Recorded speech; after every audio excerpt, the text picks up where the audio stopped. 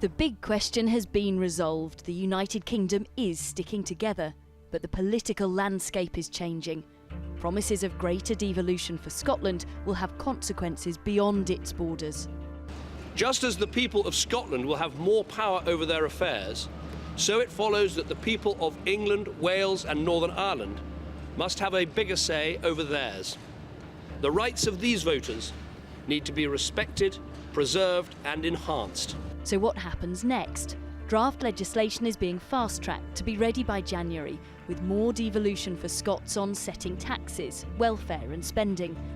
The Prime Minister wants to revisit the devolved powers already held by Wales and Northern Ireland, whose leaders say they won't be ignored. And David Cameron thinks it's time to give a clearer voice to millions of English voters. And that means a decisive answer to the so-called West Lothian question. Raised by a Scottish MP from that constituency in the 1970s, he wanted to know why he'd be able to vote on issues that affected only England, but not the other way round.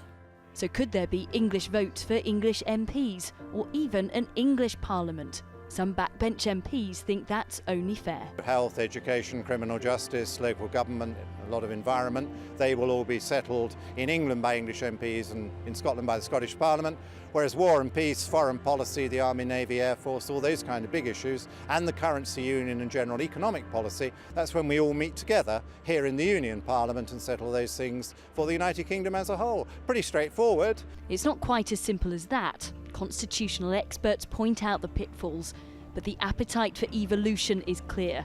Nigel Farage, one man happily appointing himself spokesman for England. I think what the UK needs to do is to accept that devolution has changed the whole dynamic of this country, and we've got to find a fair and equitable solution. I want the UK to hold together. I'm pleased with the result we got yesterday, but the English need a fair deal in this, and to date they haven't got it. Scotland's no to independence has kept the union together, but it's set change in motion across the kingdom.